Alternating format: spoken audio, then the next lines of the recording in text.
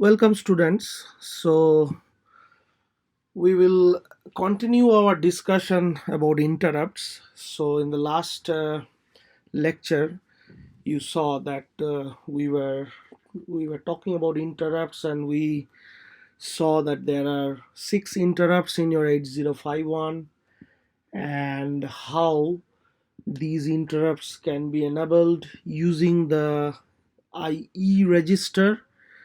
And setting few bits of that IE register, you can set different interrupts, and each of those interrupts, when triggered, how the microcontroller jumps from the main code to the interrupt service routine associated with each of these interrupts.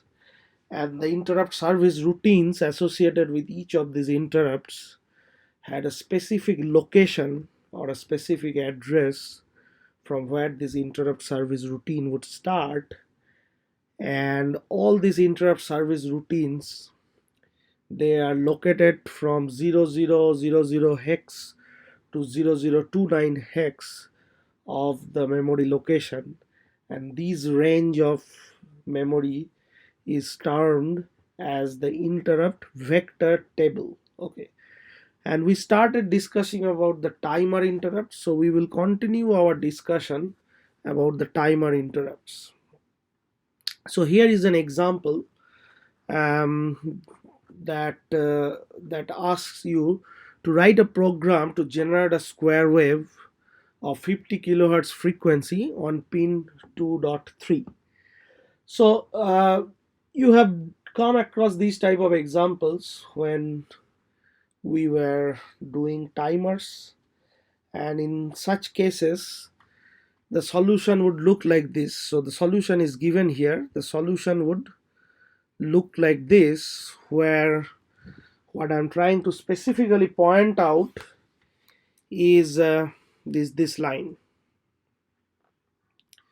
Okay, so this is the line that was monitoring the timer flag until the timer rolls over. Okay, so in general, the other parts of the codes are straightforward. So you have to find out the time period of the square wave from the frequency that is given, and half of it is for the high and low portion of the pulse, so that is 10 millisecond. And then you find out the number of machine cycles that you need to make this 10 milliseconds, and then you set your timer to this value, where you are using it in a mode 1 or the 16-bit mode. So essentially it will count from this to this number, and whatever this in decimals turns out in hex form as this. So you load your TH register with DC and TL register with 00, and here you are working with your timer 1, so you are loading TL1 with 00 and TH1 with 0 DC, and you are setting your timer mode to mode 1, starting the timer, and then keep monitoring this. Okay, so this was without the interrupt. This code, this was without the interrupt.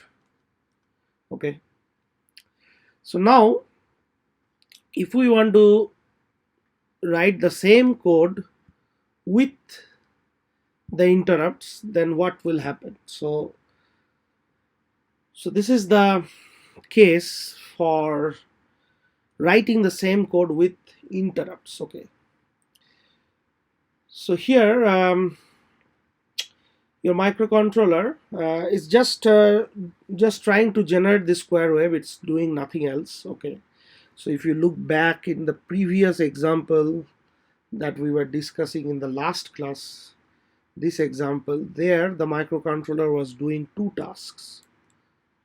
Okay, this is also an example of interrupts, timer interrupts, but here it was doing 2 tasks. One was to continuously get 8-bit data from P0 and sending it to P1.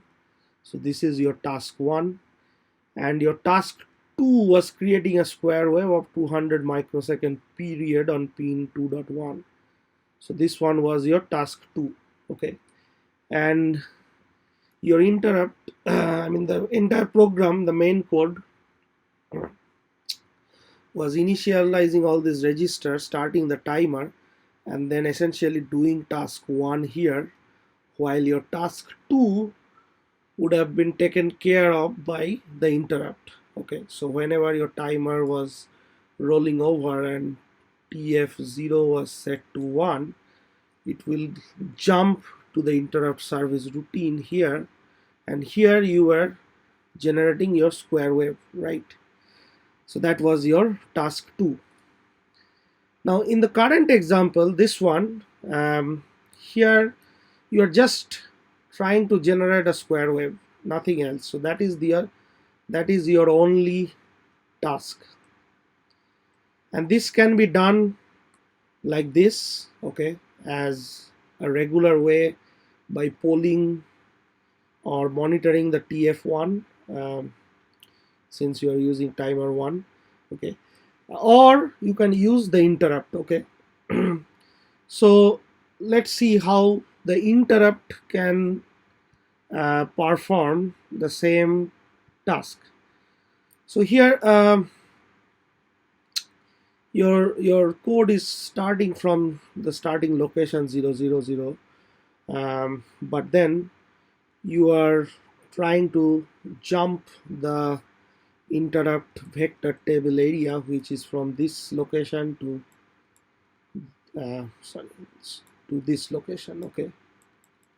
So you are trying to jump this and bypass this, so you are using this long jump main, where your main program is starting from here, okay, and the starting address of your main program is 30 hex, okay.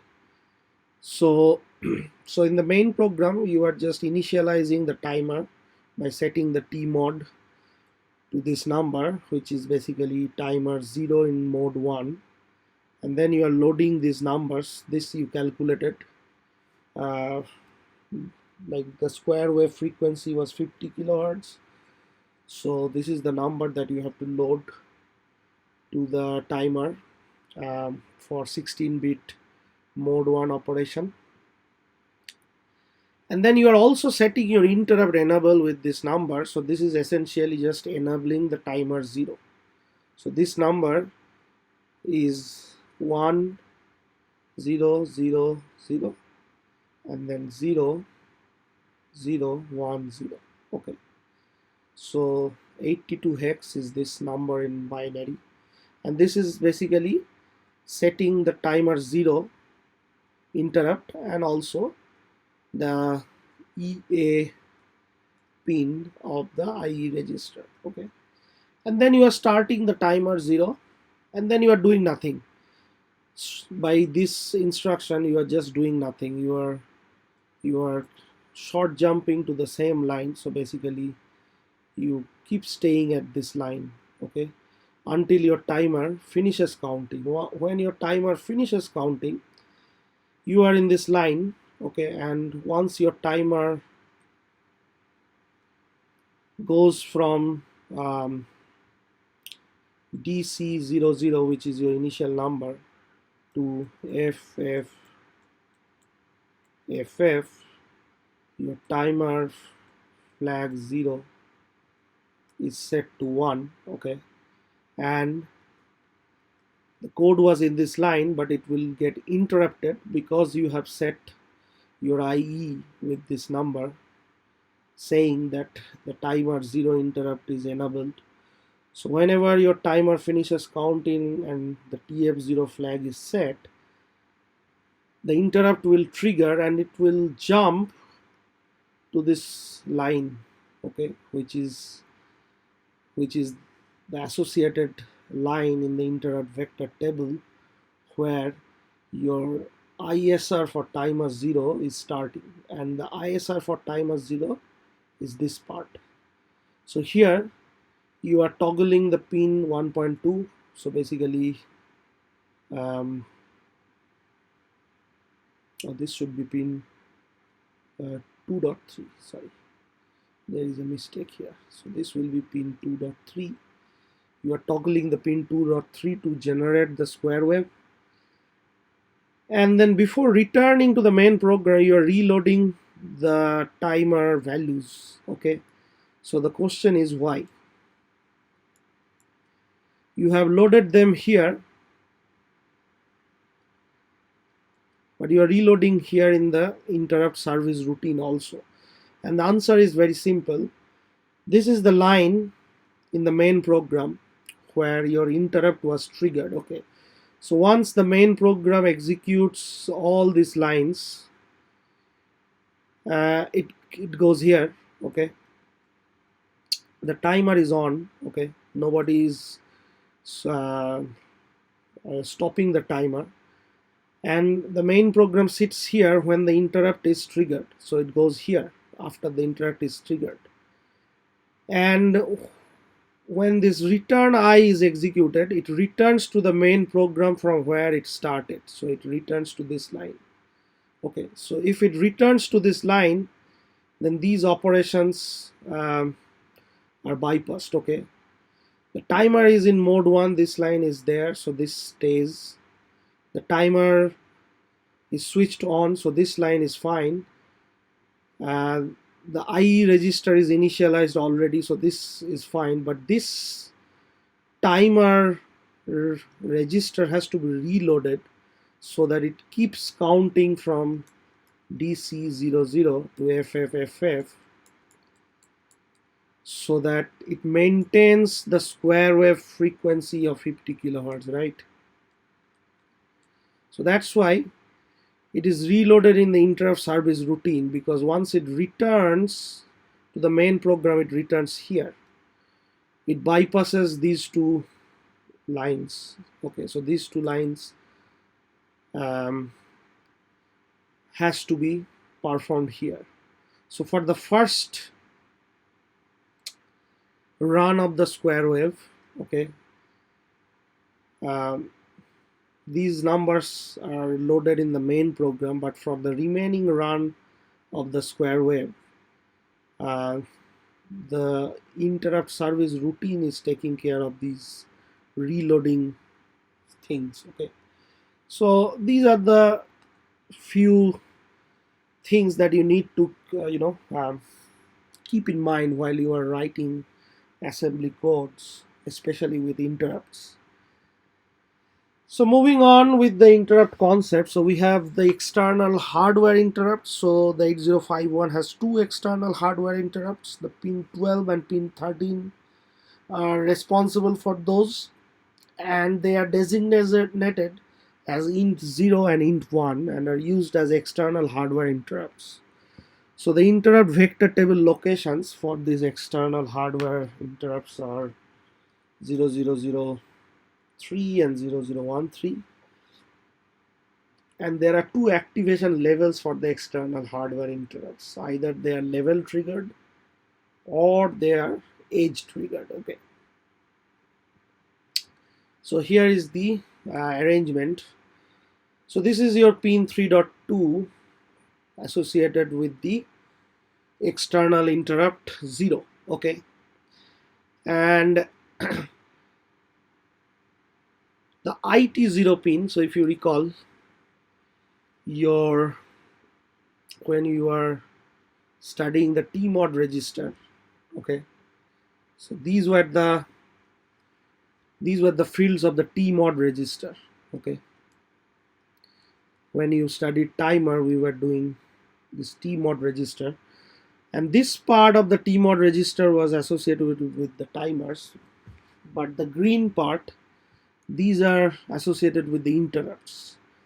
So let's say this IT0, this field of the TMOD register is for the external interrupt 0, and when IT0 is equal to 0, then this external interrupt is level triggered. When IT0 is 1, then it is edge triggered. Okay, so what does this mean? This means that when IT0 is equal to 0, and whenever there is a low level signal here, So this is active low, by the way. So when there is a low level signal, this interrupt is triggered. Okay. When IT0 is 1, this is edge triggered. So that means when there is a negative clock edge of this external signal in this pin, then this interrupt is triggered. Okay. So and then it takes you to this line of the memory. Similarly for int1 or the external interrupt 1, same arrangement is there. Okay. And during the edge triggered operation, this whatever is the low value here, okay, this value is latched into this IE registers. Okay, I mean sorry, the IE field of the TMOD register. Okay, so so this is the arrangement. Okay, so let's look into the details in writing. So in the level triggered mode, int0 and int1 pins are normally high, and if a low level signal is applied to them, it triggers the interrupt. So that's what I meant by this. Okay, so when a low level signal is applied, then the interrupt is triggered. Okay, so this is the case for level triggered, and for level triggered, your IT0 has to be IT0 or IT1 has to be 0. Okay, that is what is meant by this, and also this. And for okay, so when the interrupt is triggered, let's say the microcontroller stops whatever it is doing and jumps to the interrupt vector table to service the interrupt. The low level signal at the int pin must be removed before the execution of the last instruction of the ISR, which is return I. Otherwise, another interrupt will be generated. Okay, so this is important. So when there is a low level signal at the int x pin, okay, so x can be 0 or 1. Okay, so when this low level signal, how long it will stay low? Okay, that is the question. So this is whenever the low level signal is applied, okay, let's say at this time instant, it will jump to the interrupt service routine. Okay, and inside the interrupt service routine, there will be some instruction followed by the return I instruction. Okay, so until the return I instruction is executed, this has to stay low. Okay, if it gets high before the return I instruction is executed, okay, then another interrupt will be generated. Okay, so this is what is meant by this line. So the low level signal at the int pin must be removed before the execution of the last instruction, return I. Otherwise, another interrupt will be generated. If it keeps low, then another interrupt will be generated. Okay, so so this is called a level triggered or level activated interrupt, and is default mode upon reset of the 8051. Okay, so so let's see an example. So assume that your int1 pin is connected to a switch that is normally high. So this is your switch that is connected to your int1 pin, and normally it is high. Normally it is connected to VCC. Okay, whenever it goes low, it should turn on an LED. Okay, the LED is connected to port 1.3 and is normally off. When it is turned on, it should stay on for a fraction of a second. As long as the switch is pressed low, the LED should stay on. Okay, so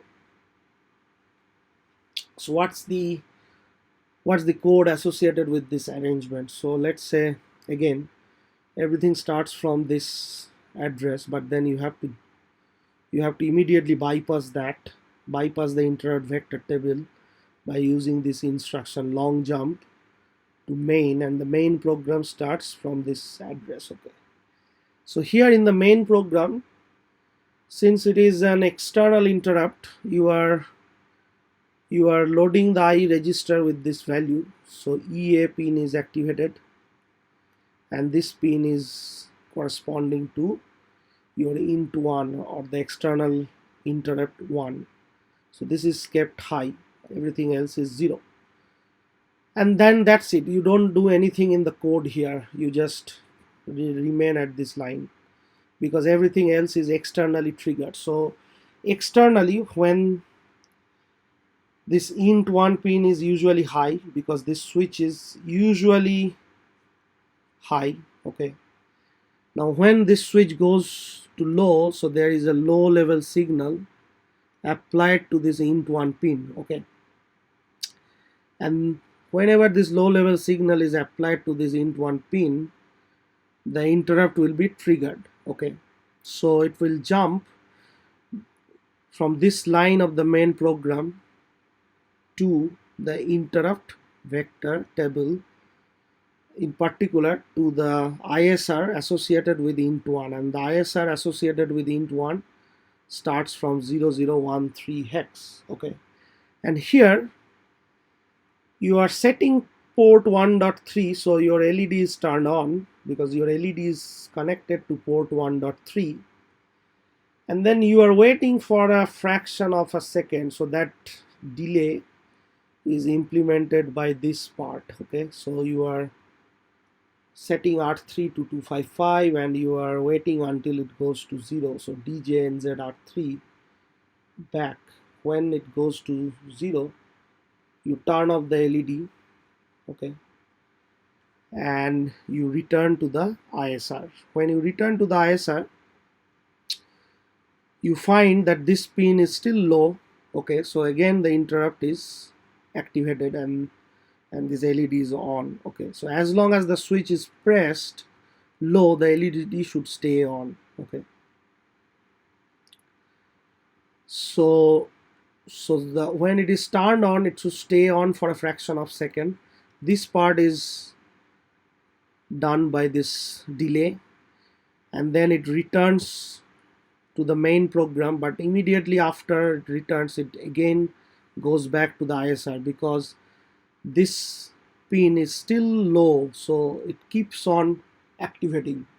This is the level triggered case, so it will keep on activating. The interrupt will keep on activating as long as this switch is staying low. Okay, so it will go to the ISR again, do the whatever is asked to do, and then come back here, and then as long as it is externally kept low, it will again go back to the ISR and it will keep turning the LED on. So the LED will stay on as long as the switch is pressed low. Okay,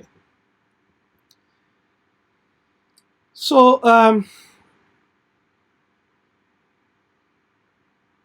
so that's the level triggered case. So here it says that after the hardware interrupts in the I registers are enabled, the controller keeps sampling the int n pin where n equal to 0 or 1 for a low level signal once each machine cycle. Okay, so according to one manufacturer's data sheet, the pin must be held in a low state until the start of the execution of the ISR, and if the int pin is brought back to a logic high before the start of the ISR, there will be no interrupt, which is very obvious.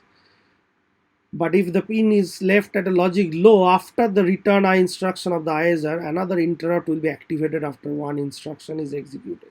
That's what was happening in this example. Even if after the return I, since the pin was kept low, again the interrupt was activated. Okay, so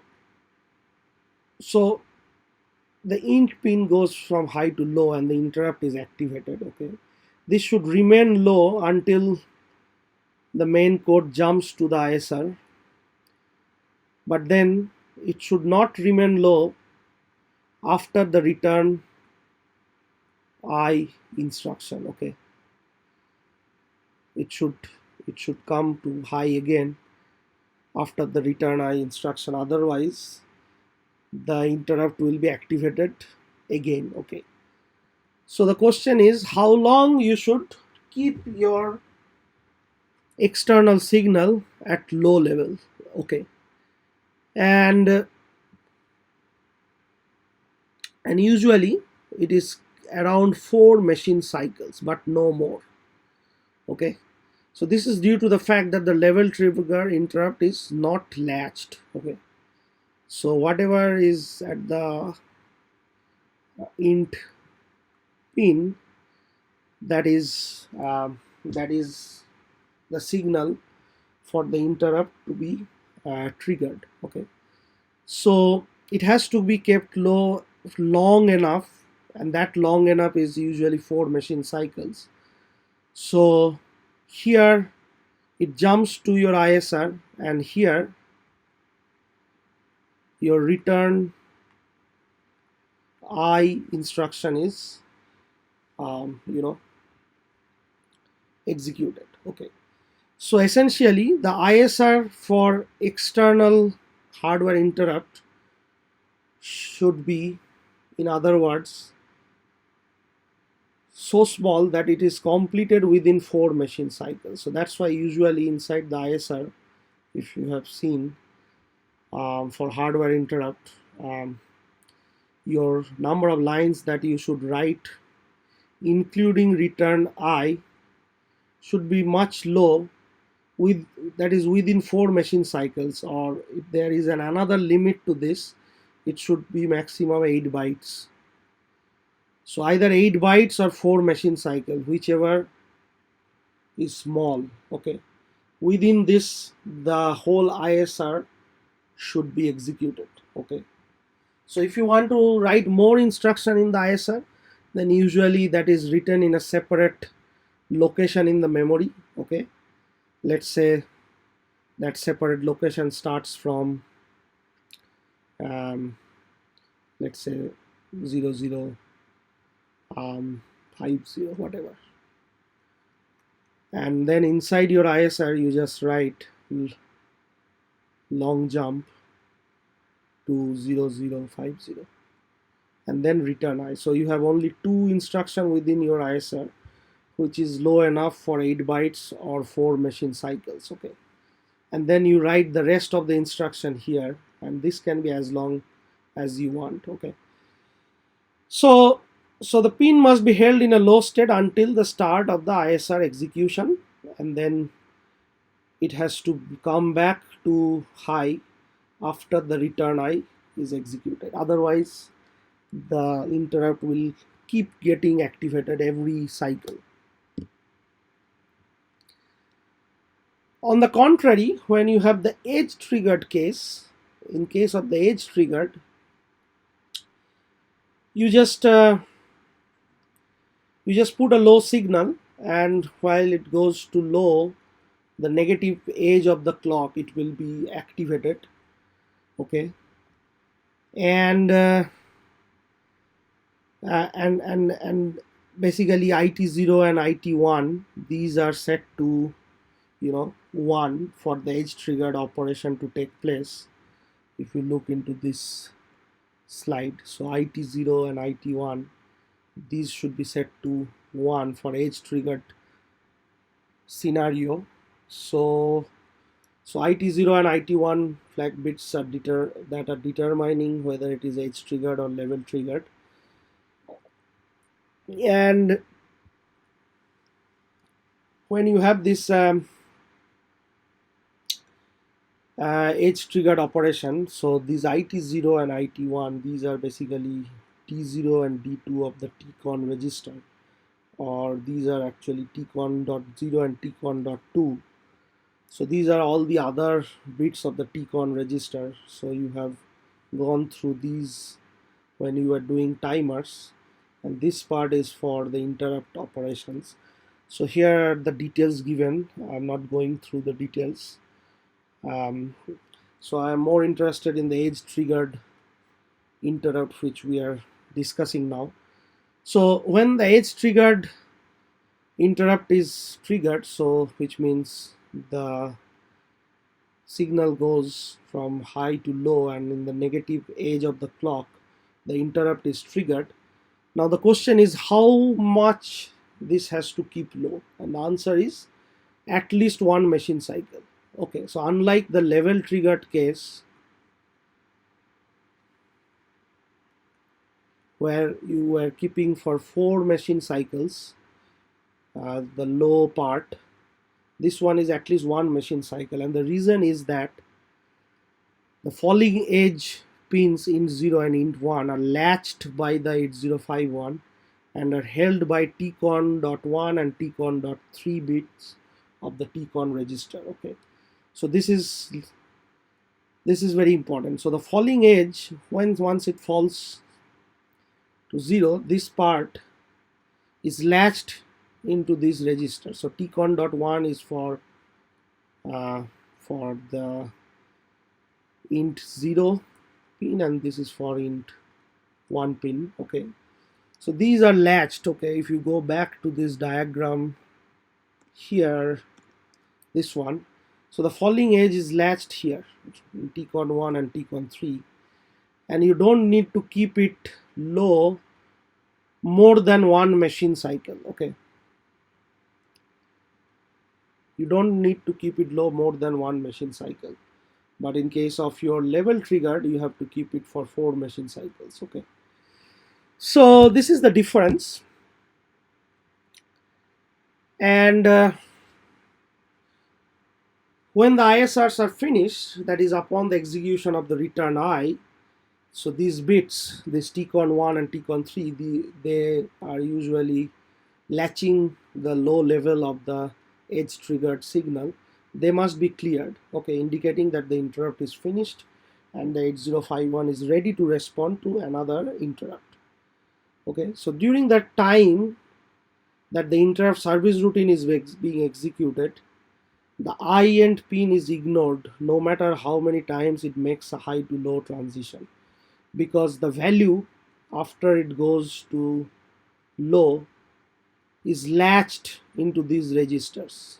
Okay, so after that if it goes high low whatever, it doesn't matter once it goes to the ISR. Okay, so this is another difference compared to the level triggered case where the level triggered value is not latched, so it has to keep low until the execution of your return I instruction in the ISR. So this is also another difference. Okay, so and then when you do the return I, it clears the corresponding bits in TCON 1 and TCON 3. So the latched values are cleared. Okay, there is no need for any instruction like clear TCON 1 to be written by the software programmer before return I. Return I automatically clears these these bits. Okay, so so we covered the timer interrupts, we covered the external interrupts. The serial communication interrupt, we will be covering this when we go through the serial communication in a separate lecture later in the semester.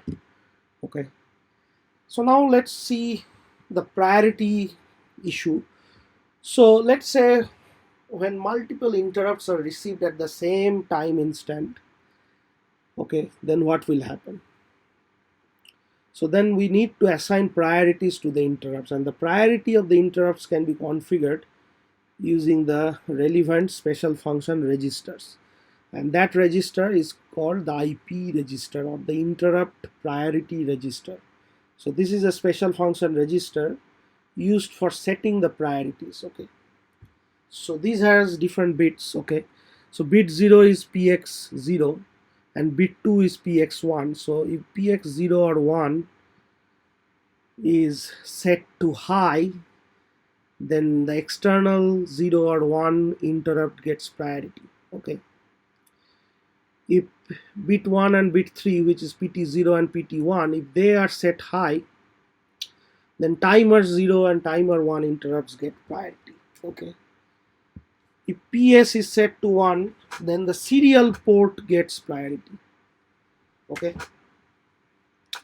and PT2, this is associated with 8052 only, so we don't want to discuss that right now.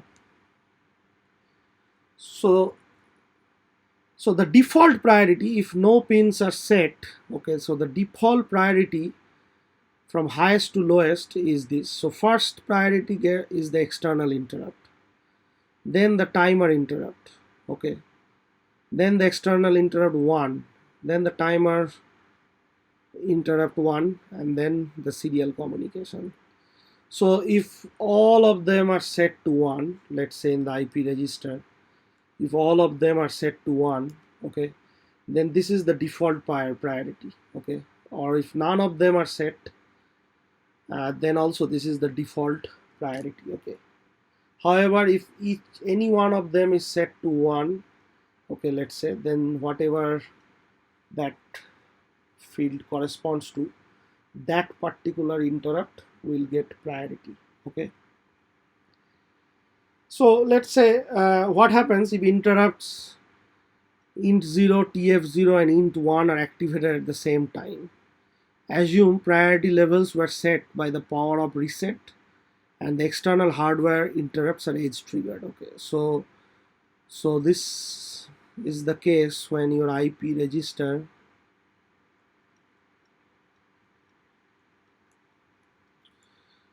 has these 8 fields. So int0, tf0 and int1. Let's look what are those fields. So int0 is bit 0.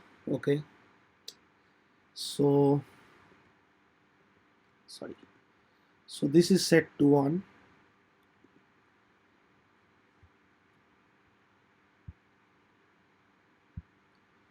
So this is set to 1. Okay, tf0 is bit 1. Okay, so this is also set to 1. Okay, and int1 is this one, external interrupt 1, so this is bit 2. Okay, so this is also set to 1, let's say, and the others are 0, let's say. So if this is the case of the bits in your IP register, which is, in other words, setting the interrupts int0, tf0 and int1 together at the same time, then what will happen? So if these 3 interrupts are activated at the same time, they are latched and kept internally. Then the 8051 checks all 5 interrupts according to the sequence listed in table in the previous slide. Okay, so it will look through this, and the whatever comes first, okay, that will be triggered. So when the above 3 interrupts are activated, IE0 is serviced first, then timer 0, and finally the external interrupt 1. Okay, so this is how the priority is set. Okay, so this is all about interrupts. We will do many examples later on in some tutorial classes, or you will also do some labs where you will be using the concept of interrupts, and when you do those, this concept will get more strengthened. Until then, I advise you to go through the lecture notes of interrupts and go through these videos, and also if possible get hold of the book that I suggested, and you can read that book to get a good hold of the concepts of interrupts, because this is a tricky concept, and if you get used to this, then your concepts about microcontroller itself will be very strong. Okay, so with that I will stop here today, and I will see you in the next video lecture. Thank you.